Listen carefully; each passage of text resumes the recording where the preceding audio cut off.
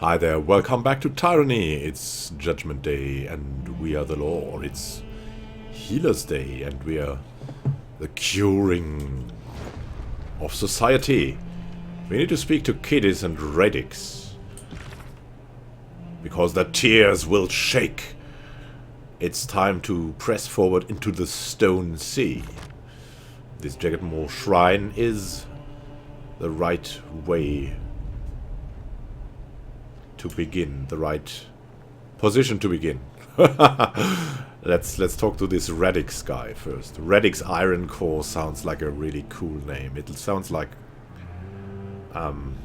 something robotic, maybe something very strong, unshakable. Cadis though speaks first. Fatebinder, the soldier salutes you with a smack of a meaty fist on bronzed armor. Lieutenant Cadis at your service, sir. Jerks a thumb, his gauntlet caked with dust and blood, toward the mountain of a man behind him. Won't get to admit it, but Radix is too. That's Commander Iron Core to you, baby brother. And you as well, Fatebinder. Oh my god. It's the... wow. It's the meaty twins. The elite Iron Guard casts a steely glance in your direction without offering you a salute. Forgive me if I do not have the time to entertain idle pleasantries. We're on a campaign of the highest importance. I'm sure you understand. Yeah, we understand. Cadis clears his throat with a sound that's half hacking, half deep guffer. He slouches in lazy attention, a hand resting comfortably on the hilt of his broadsword. I humbly apologize for the both of us, but if you don't mind me asking, what's brought you to these parts, sir? Tips his head to indicate the stone expanse behind him. Sure, she looks pretty, but don't let those big peaks fool you. The land's a tangle of danger. Well, Ash sent me to assist with your efforts to solidify our hold in the Stone Sea. So you do come with a purpose. The Iron Guard turns the crushing weight of his attention on you, one strengthened by both magic and the austerity of his resolve. After a moment, the severity of his scrutiny slowly crumbles, and he nods as if to an unspoken decision. I'd be a fool to turn down the aid of a Fatebinder, especially one so renowned. I'll accept any assistance I can acquire in uniting with my Earthshakers at Howling Rock and defending the fort they have erected round Cairn's remains. Cairn was the old Earthshaker leader. What is Howling Rock?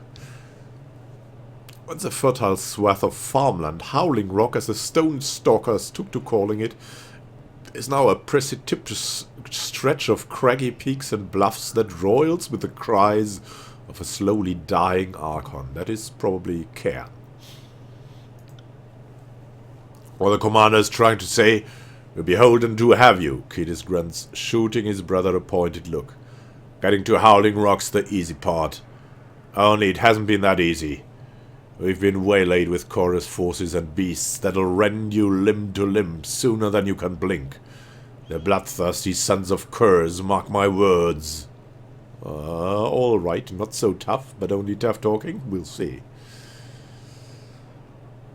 No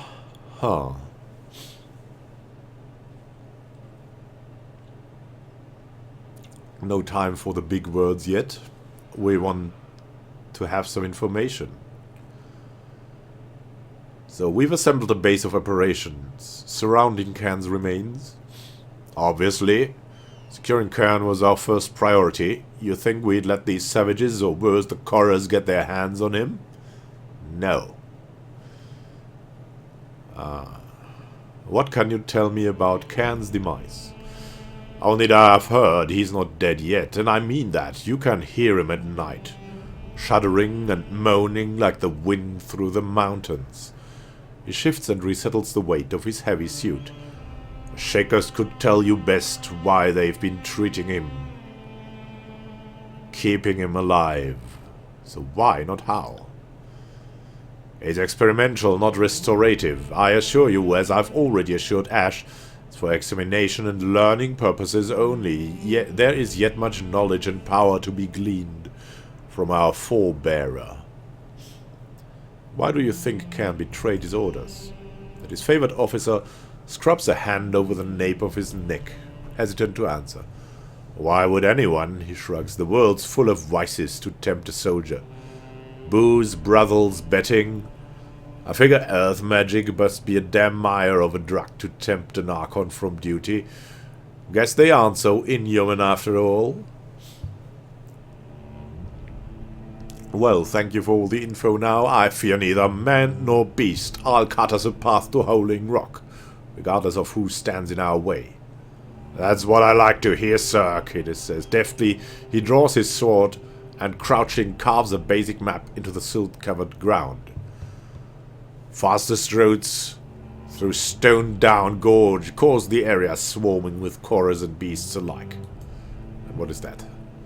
Territory of Stone-Down is a dangerous gorge, recently reclaimed by the Stone Stalkers following the Edict of Stone's casting. Carve us a path, and we'll follow close on your heels. He tips his hand to you in good luck. Get us there in one piece, and I'll name my broadsword in your honor. So that's the most valuable thing you have and love, I guess, kiddies. We'll slay enough of them to have an armory named after us before long. I suppose I could stand for a few more swords named Barik out in circulation. There you go. The Iron Man with the iron swords. Barik, have people named weapons after you? They have indeed. The cohort that followed me across Apex and Starwood took a liking to how I handled myself in battle. I'm big enough that I can heft broadswords others found unwieldy. They added weights to their training sticks to toughen up and started naming their assigned blades after me. He looks suddenly crestfallen, though I imagine most of those blades were lost or destroyed in the Edict of Storms. I left too many friends and too much of myself in the ruins of old Starwood. Well, I'll be on my way then, for this thing.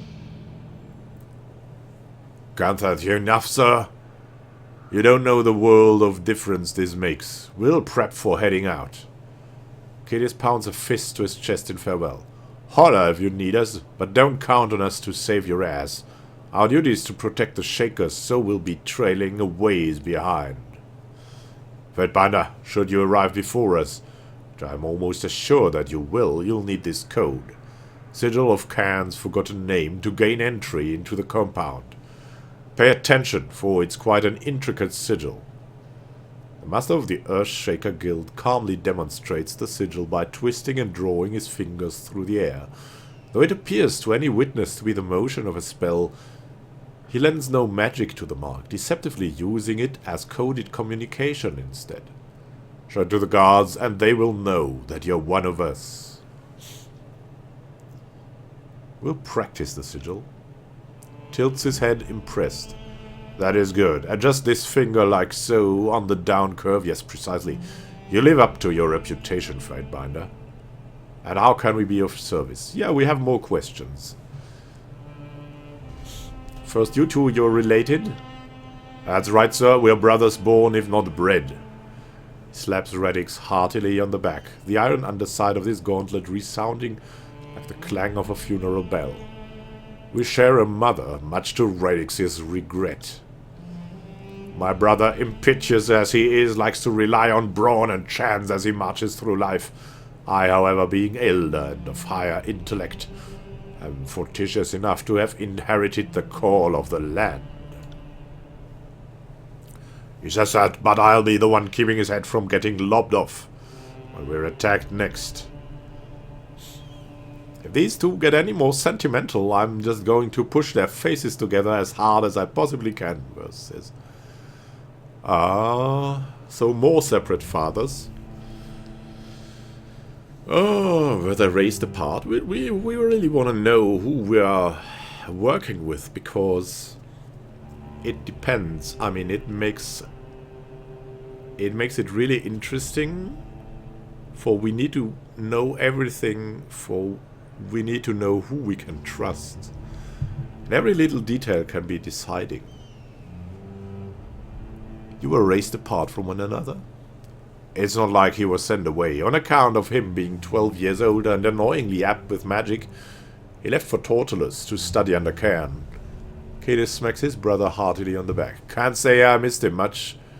You ever been buried alive, sir? Ah, how long ago I do remember. Mother was quite proud. Not of that incident. She was unreasonably furious, even though I left you an air hole. He taps the toe of his boot on the ground, thoughts likely as tremorous as the earth around him. It was a great honor to study under an Archon. So, you have separate fathers. Who were they? Maybe you're related to these guys that connected to Verse and Barik? I don't know. Talon shrugs. But it doesn't really matter, right? Does it? If it were just our father, this one could have been rid of me. But you can't deny the lineage of the womb, nor a woman's inheritance, even if I did choose the front lines over Radix's stodgy guild. That's right, for better or worse, we're indisputably bound by blood, though you wouldn't know it, as Sidis exhibits only the most minuscule of mother's traits.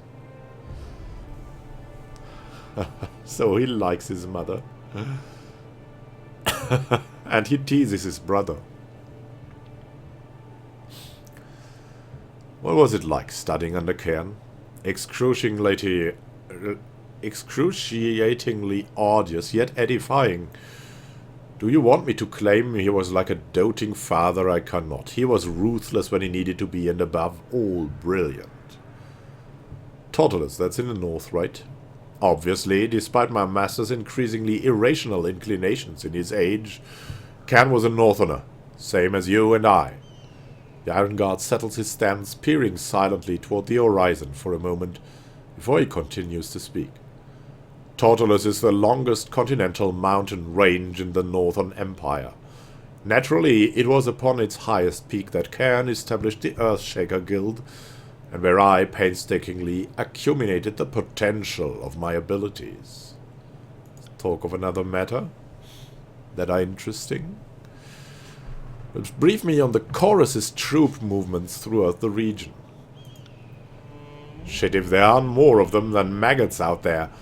Can't go 2 feet without needing to gouge someone's entrails out. Soldier rubs at the pommel of his sword, edgy. Most of them, though, have swarmed Halfgate looking for warm buddies. Crude as my brother is, I agree with his assessment. The Chorus are rather semblant to maggots. Singly inconsequential, yet annoying numerous, both squish beneath stones of adequate acceleration and mass. Taps his foot in a slow but eager rhythm on the ground, but then stops, settling himself once more into stillness. However, more pressing matters have need of my attention presently. Even Radix likes killing chorus screamers, but he can stray from the parameters of his post, and I can't stray from him. Oh no, what a convenient shame that you're both stuck here and need someone else to do your dirty work. Verse shakes her head. Pathetic. Ah.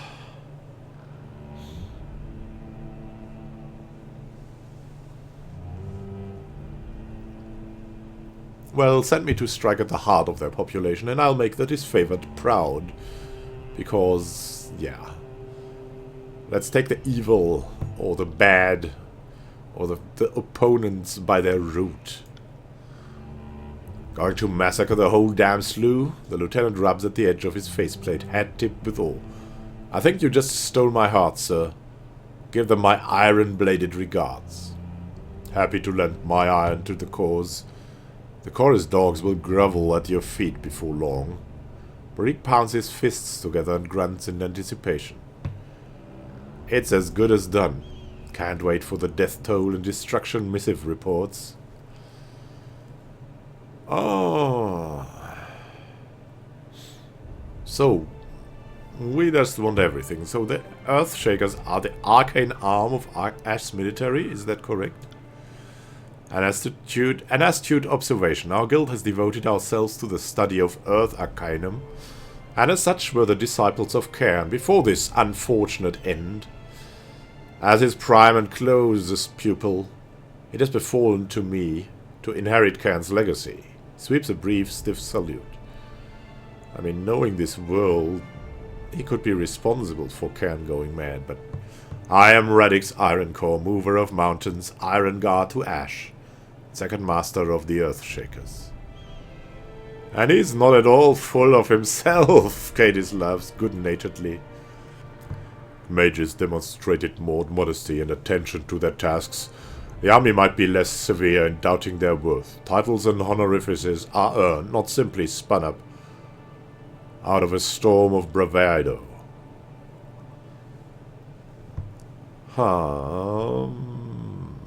You're both an Earthshaker and an Iron Guard. How did that come to pass? It was not by choice, I can assure you. I merely desired to study under Cairn's tutelage. After we pledged our allegiance to Ash, the position was more or less forced upon me. He looks down for a moment, before catching himself slumping. Not that I could resent the position bestowed upon me by the general himself, though I am not one for rank and file as Cairn's protégé. Clearly I was the ideal selection. To be an Iron Guard is to be recognized by Ash personally. The Archon of War loves his soldiers to a woman, but he only grants his favor to those who distinguish themselves. There is no greater honor. Cairn, isn't that the Archon who rebelled against Kyros? Fatebinder Callio cast the Edict of Stone in 430 in order to kill him. Precisely, yes. During our primary campaign to conquer Azure, Cairn broke completely from Ash's command, and shortly thereafter, Fatebinder Callio cast the Edict of his execution. The Iron Guard widens and resettles his stance, arms clasped stiffly behind his back. While I devoted myself as Cairn's apprentice for many years, rest assured that, as the inheritor of the Earthshakers Guild, I remain steadfast in my service to the disfavored. Kyros' demand for loyalty is absolute. This I understand well. The Iron Guard taps the heel of his boot against the ground, annoyed, causing pebbles to quake and jump in the near distance around him. What I can neither understand nor forgive is why he would choose such filthy savages over his own disciples. By savages, you mean the beastmen? Quite assuredly, for Cairn to risk the entire guild on account of such primitive beasts, it is wholly contemptible. Not only did he bring ruin on himself, but he very nearly rained the same on us. Alright, thank you. Let's speak of another matter, though.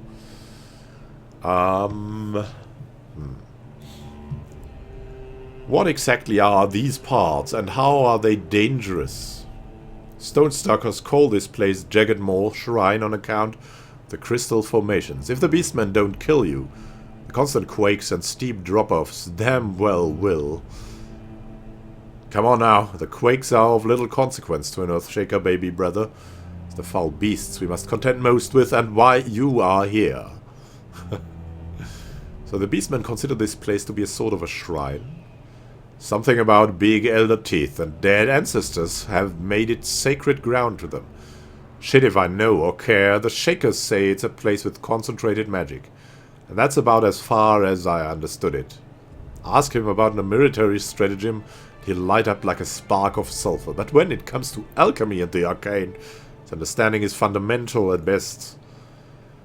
The site's sizable protrusions of azurelith exude a temporal resonance on par with a geoentropic elucidation of the purest regularity. Oh my god. We not understand. So as one could imagine, yeah, of course, the Earth is of particular value in the study of Earth Arcanum and is likely as well appealing to those creatures who hold some attunement to the land. We'll just feign understanding. Or no, I think we're not smart enough to do that. What? The lieutenant laughs long and loud, his sudden exuberance making him seem boyish for his years. Don't worry, sir, you're not the only one. I can see my breath is wasted. Reddick sighs, giving up. Not getting along with the locals? Which ones? The starving simpletons of Halfgate who mule their grievances against us to the chorus, or the beasts who nightly crawl the cliffsides, seeking to flay us alive? What grievances do the people of Halfgate have against the Earthshakers? At times, the earth remits me vibrations of their murmurings. The critters literally blame us for the region's continued seismic activity, though they are not entirely wrong. And why is the beast tribe in the Stone Sea trying to kill you? Do you know where they first welcomed my Earthshakers into these lands? They do tend to hate the disfavored, though. Don't they, baby brother? Damn right they do. But rather than agitated, his voice sounds mirthful from behind his mask, cocky yet easygoing. We put the fear of ash in them. The Iron Guard, Reddick's Iron Core, presses 2 fingers to his temples, suppressing a sigh. Gardeners of the Means, the beasts have commenced attacking us, Earthshaker and Soldier akin. We had hoped to draw on our common ground as mages of the land, but after first accepting us, they savagely accused us as trespassers and stealers of some nonsensical substance they call Elder Teeth. And what exactly are these Elder Teeth? It's what the beastmen call Azurelith. They call them such because of their teeth-like formations, and the elders in their tribe use them. He shrugs at their odd reasoning. We know that they have mystical properties such as amplification of magic. We're still studying their uses. Cairn himself was fascinated by them. So that's these things, right? Azurelith. Tell me about the crystal Azurelith formations in this region. The locals call them Elder Teeth. We have been researching their properties, which seem to amplify magic somehow. Cairn was very interested in them, and sought to better understand them before his untimely demise. He looks off in the distance, as though hoping to catch a glimpse of his master. Right, let's speak of another matter. What are you and your squad doing, stationed in the middle of the Stone Sea? What do you do here while waiting? We're weeks into the escort op of fire and damnation. I'd say I got the detail as punishment, but the general claims he chose me on account of this jerk being my kin. He thinks Radix will listen to me when I tell him he's about to step off a cliff. As if that would happen, Radix says. He waves a dismissive hand. My brother's a dreamer, though his fantasies are often insipid and ill-devised. We are en route to Howling Rock. Bolster our fort and the Earthshakers protecting Cairn's remains. Howling Rock is that once fertile swath of farmland that is now demised. On account of you, Katie says, I'm skinning beastmen and digging rock spurs from my boots instead of sacking storewood. Katie levels at the Iron Guard. If I was going to dream for anything, it would be about leaving this wretched shithole realm behind. Alright, let's speak of another matter, you two. I don't know. So, the 2 fun brothers, Cadis and Radix. So, Ash maybe doesn't trust this guy too much because he sent his brother, who would certainly understand him most, to him first to protect him, but I think also as surveillance. Because it is on the line, it might be that this guy eliminated Cairn to be the leader of this gang of Earthshakers. But that could also have happened on Ash's account. Everyone's plotting here. We've seen it, and as dumb as we are, that's a possibility that you cannot ignore. Farewell, you two. We'll carve your path, but first we'll explore this area in the next episode. So thank you for watching, happy gaming to you, and see you in the next episode, when the tears will shake again, and it's Judgment Day for the others, and we are the law. Happy gaming to you. This is Immanuel signing out.